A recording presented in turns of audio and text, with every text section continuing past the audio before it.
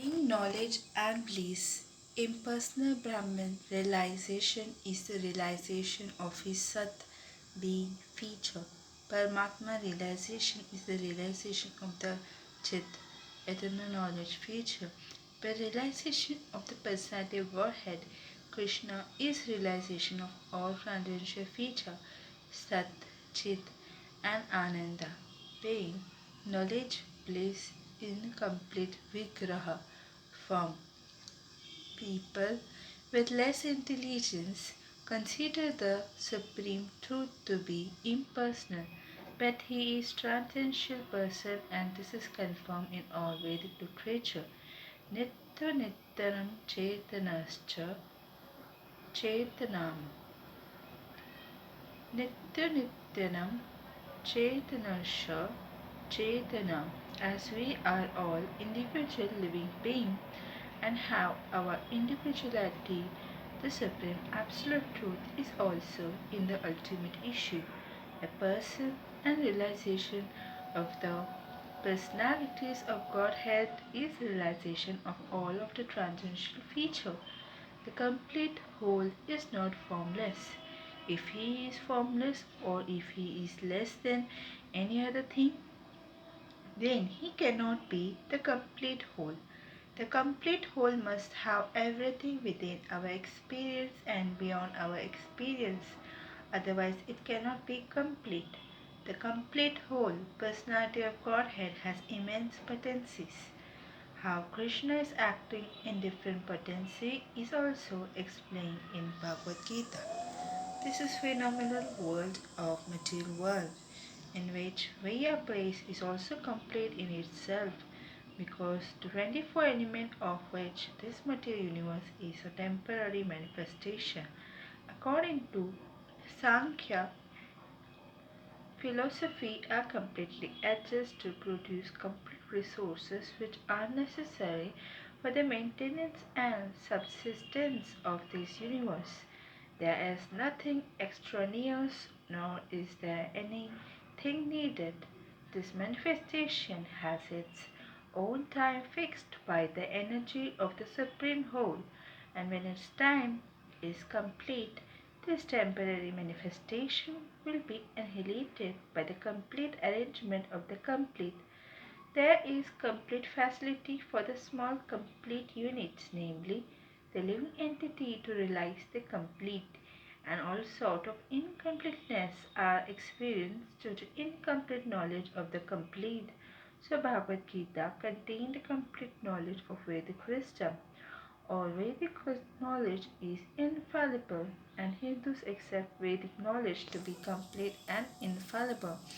For example, Gautam is a stool of an animal, and according to Smith or Vedic injection, if one touches the stool of an animal, he has to take the bath to purify himself.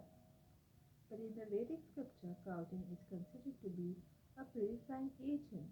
One might consider this is to be contradictory, but it is accepted because it is Vedic instruction and India by accepting this. One will not commit a mistake subsequently. It has been proved by modern science that Gautam contains all antiseptic properties.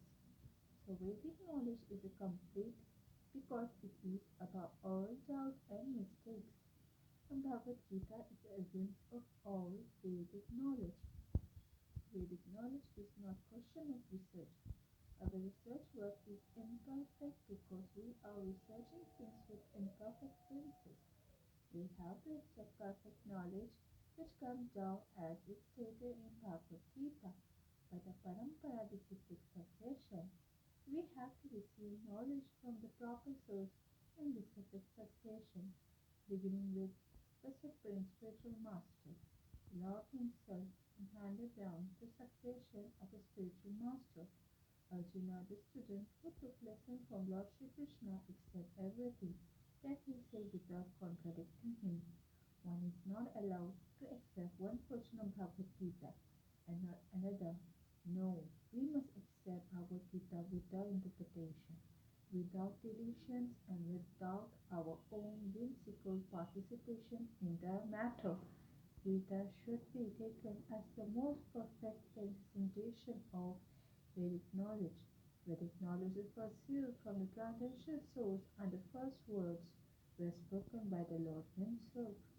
The words spoken by the Lord are different from words spoken by a person of the mundane world who is infected with four defects. Number one is sure to commit mistake. Number two is invariably illusioned. Number three has a tendency to cheat others.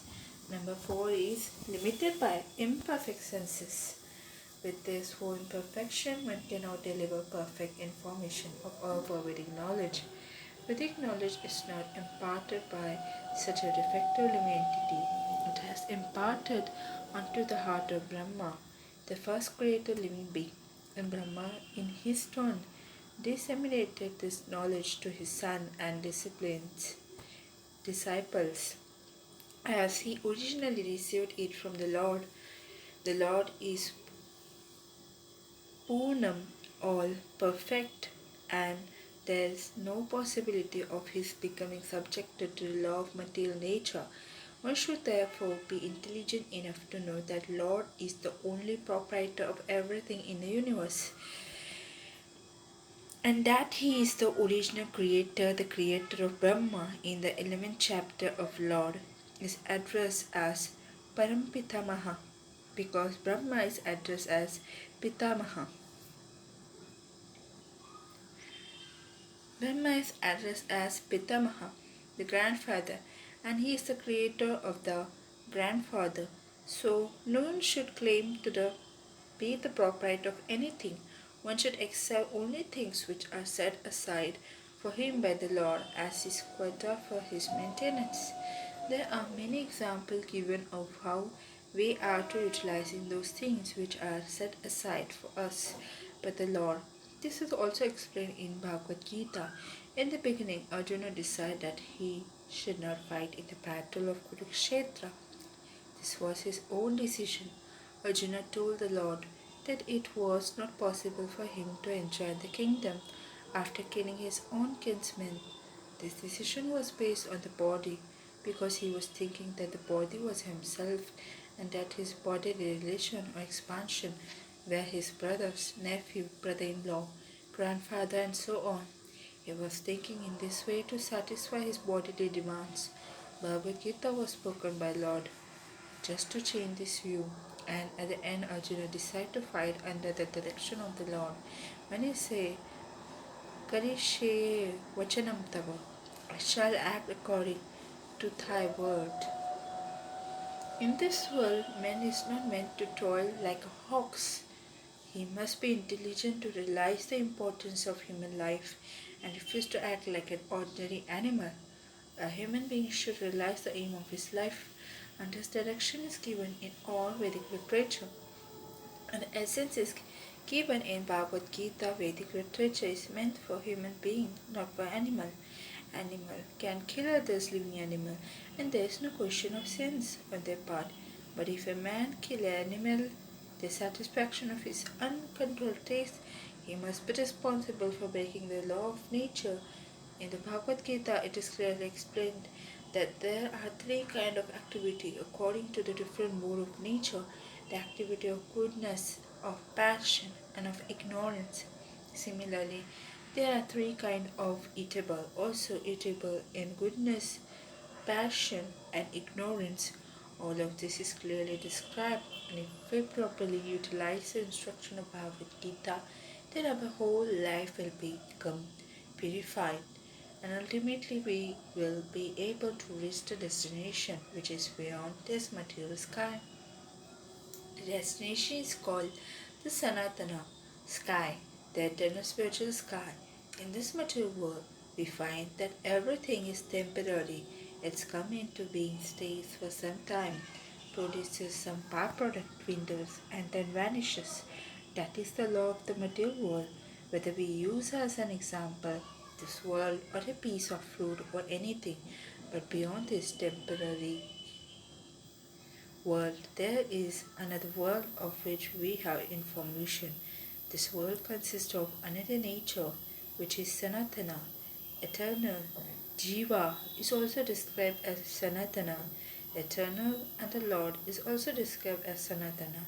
In the 11th chapter, we have an intimate relation with the Lord, and because we are all quantitatively one, the Sanatana Dharma or sky, the Sanatana Supreme Personality and the Sanatana Living Entity, the whole purpose of Bhagavad Gita is to revive our Sanatana occupation or Sanatana Dharma, which is the eternal occupation of the living entity.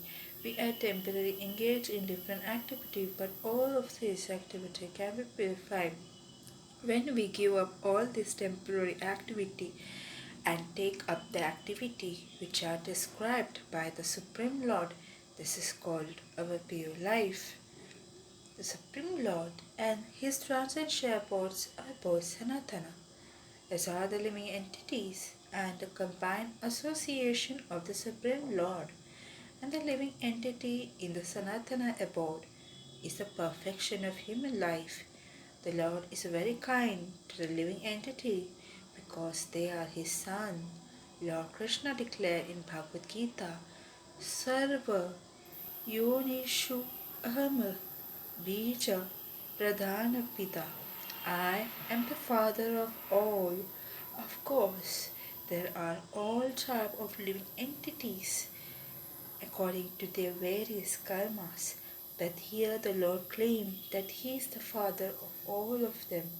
Therefore the Lord descended to claim all of this fallen conditioned soul to call them back to the Sanatana eternal sky so that the Sanatana living entity may regain their eternal Sanatana position and eternal association with the Lord.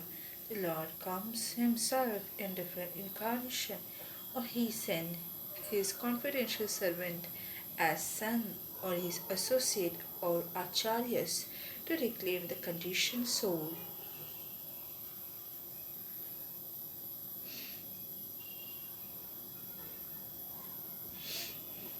Therefore, Sanatana Dharma does not refer to any sectarian process of religion. It is the eternal function of the eternal living entity in relation with the eternal Supreme Lord. Sanatana Dharma refers, as stated previously, to the eternal occupation of the living entity. Ramanujacharya has explained the word Sanatana as that which has neither beginning nor end. So when we speak of Sanatana Dharma, we must take it for granted on the authority of Sri Ramanujacharya that it has neither beginning nor end. The English word religion is a little different from Sanatana Dharma. Religion conveys the idea of faith, and faith may change. One may have faith in a particular process, and he may change this faith and adopt another. But Sanatana Dharma refers to the activity which cannot be changed. For instance, liquidity cannot be taken from the water, nor can heat be taken from the fire. Similarly, eternal functions of the eternal living entity cannot be taken from the living entity. Sanatana Dharma is eternally integral with the living entity. When we speak of Sanatana Dharma, therefore we must take it for granted on the authority of Sri Ramanujacharya that it has neither beginning nor end. That which has neither end or beginning must not be sectarian, for it cannot be limited by any boundaries. Yet those belonging to some sectarian faith will strongly consider the Sanatana Dharma as all sectarian. But if we go deeply into matter and consider it in the light of modern science, it is possible for us to see that Sanatana Dharma is the business of all the people of the world, nay, of all living entity of the universe. Now, Sanatana religious faith may have some beginning in the annal of human history, but there is no beginning to the history of Sanatana Dharma because it remains eternal with the living entity. Insofar as the living entities are concerned, The authoritative Shastra state the living entity has neither birth nor death. In the Gita, it is stated that living entity is never born and he never dies. He is eternal and indestructible, and he continued to live after the destruction of his temporary material body. In reference to the concept of Sanatana Dharma, we must try to understand the concept of religion from Sanskrit root meaning of the word dharma refer to that which is constant existing. With particular object, we concluded that there is a heat and light along with the fire. Without heat and light, there is no meaning to the word fire. Similarly, we must discover the essential part of the living being, that part which is constant companion. That constant companion is his eternal quality, and the eternal quality is his eternal religion. When Sanatana Goswami asked Sri Chaitanya Mahaprabhu about the swarup of every living being, the Lord replied that the swarupa or constitutional position of the living being is the rendering of service to the Supreme Personality of Godhead. If we analyze the statement of Lord Chaitanya, we can easily see that every living being is constantly engaged in rendering service to another living being. A living being serves other living being in two capacities. By doing so, the living entity enjoys life. The lower animals serve human beings as servants, serve their master. A serve B master, B serve C serve C master, and C serve D master, and so on. Under these circumstances, we can see that one friend serve another friend, the mother serve the son, the wife served the husband served the wife, and so on. If we go on searching in this spirit, it will be seen that there is no exception in the society of living beings to the activity of service. The politician presents his manifesto for the public to convince them of his capacity for service. The voter therefore gave the politician their valuable votes, thinking that he will render valuable service to society. The shopkeepers serve the customer, and the artisan serve the capitalist. The capitalist serve the family, and the family serve the states in the terms of eternal capacity of the eternal living being. In this way, we can see that no living being is exempt from rendering service to other living beings, and therefore we can safely conclude that service is the constant companion of the living being, and that the rendering of service is the eternal religion of the living being. Yet man professes to belong to a particular type of faith with reference to particular time and circumstances, and thus claim to be Hindu, Muslim, Christian, Buddhist, or any other section.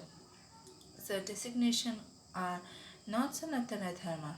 A Hindu may change his faith to become Muslim, or a Muslim may change his faith to become Hindu, or a Christian may change his faith, and so on. But in all circumstances, a change of religious faith does not affect the eternal occupation of rendering service to other. The Hindu, Muslim, or Christian in all circumstances is servant of someone. Thus, to Muslim or Christian in all circumstances, thus to profess a particular type of section is not to profess one Sanatana Dharma. The rendering of service is Sanatana Dharma. So actually, we are related to the Supreme Lord in service. The Supreme Lord is the Supreme Enjoyer, and we living entity are His servitors. We are created for His enjoyment, and if we participate in the eternal enjoyment with the Supreme Personality of Godhead, we become happy. We cannot become happy otherwise. It is not possible to be happy independently, just as no one part of the body can be happy without cooperating with the stomach. It is not possible for the living entity to be happy without rendering transcendental living service unto the Supreme Lord. In the Bhagavad Gita, worship of different demigods or rendering service to them is not approved. It is stated in the 7th chapter, 20th verse. Kameshe taishe teira harate ajanaha papadayante nya devataha tamatamaniya mam asthaya Prakritiya Niyata Svaya